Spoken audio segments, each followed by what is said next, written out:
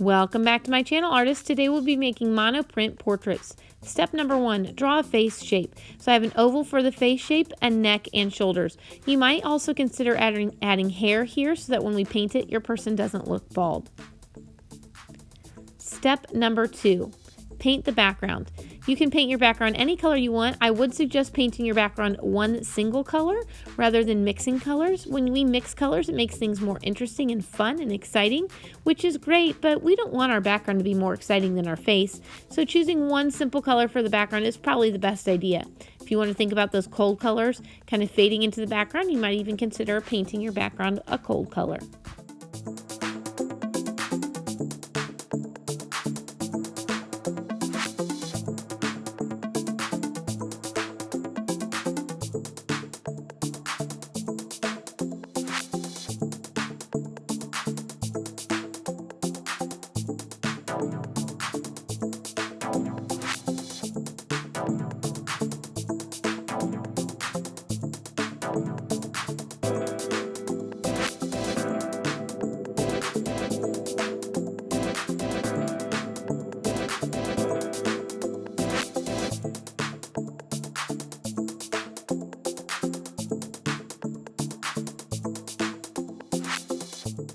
Step number 3, paint the face and the neck.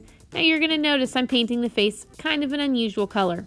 You don't have to paint the face a skin color. If you happen to have skin color paints, great, go ahead and do that. Be careful though, because the paint color that you choose needs to be a light color.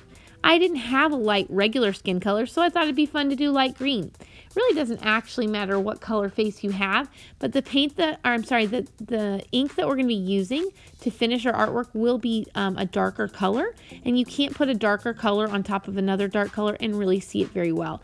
So you can have a little bit of fun with this. If you're a person that wants it to be realistic, then you can make it as realistic as you want, or you could even leave it blank. Step number 4. This is after your paint is dry. You're going to draw your portrait shapes on top of a ZIPLOC bag. I put my ZIPLOC bag right over top of my face just so that I could see exactly where all the parts are going to go. Although I am going to practice this in my sketchbook just to make sure that I know exactly what it's going to look like when I'm done.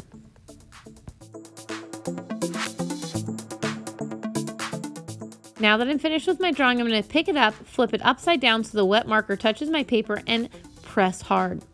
When I pull it up, it didn't work very well, so I'm going to make sure that next time I add a lot more marker, make sure there's plenty of marker on there.